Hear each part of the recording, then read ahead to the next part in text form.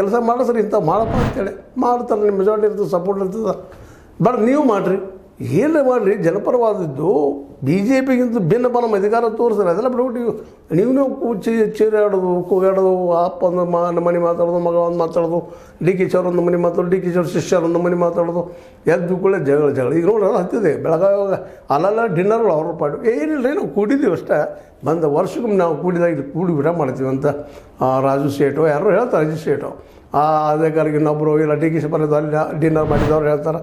ಇದೇನು dinner politics ಅವಶ್ಯ ಅದನ್ನು ಮಾಡಿರಿ. ಯಾರು ನಿಮಗೆ ಬಿಟ್ಟಿದೆ ಡಿನ್ನರ್ ಮಾಡಿರಿ, ಮತ್ತೆ ಮಾಡಿರಿ. ಪೊಲಿಟಿಕ್ಸ್ ಬಗ್ಗೆ ಯಾಕೆ ಮಾತಾಡೋದು?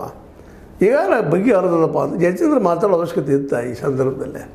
ಏನಮ್ಮ ತಂದಿದ್ದಾರೆ ಈ ಮೆಜಾರಿಟಿ ನೆಕ್ಕಿನವರು 5 ವರ್ಷ ಗ್ಯಾರಂಟಿ ಯಾಕೆ ಬೇಕಾಗಿದ್ರು ಅನ್ನೋದು ಮೊದಲ ಕಾದ ಹಂಚಿದ ಮೇಲೆ ನೀರು ಹೋಗೋದು, ದಾಸೆ ಹೋಗೋದು ಚರ್ರಂತ ಹೆಸರು ಆಗಿಬಿಡ್ತದೆ. ಅವ್ರದವ್ರು ಇಲ್ಲ ಯಾರಿಗೂ ಗೊತ್ತು. ಅವ್ರು 42 50 ವರ್ಷ ಅವ್ರು ಅಂತ ಇದ್ದಾರೆ. ಡಿ ಕೆ ಶಿವಪ್ರಸಾದ್ 62 ಮಂದಿ ಶಾಸಕರು ಬೆಂಬಲ ಸೂಚಿಸಿದ್ದಾರೆ.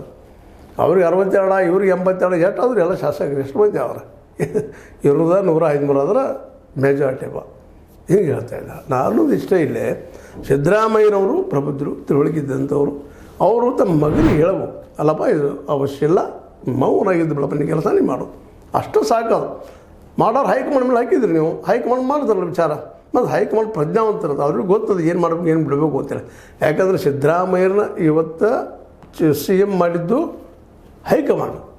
ಒಂದು ವೇಳೆ ಇಲ್ಲಿ ಶಾಸಕರು ಹೆಚ್ಚಿನ ಪ್ರಮಾಣದಲ್ಲಿ ಇದ್ದರೂ ಸಹಿತ ಸಿದ್ದರಾಮಯ್ಯನ ಅವ್ರು ಮಾಡೋ ಉದ್ದೇಶಪ್ಪ ಅಂದರೆ ಈಗಾಗಲೇ ಗೊತ್ತಿದ್ದ ವಿಷಯದ ಜನಜಾಗರ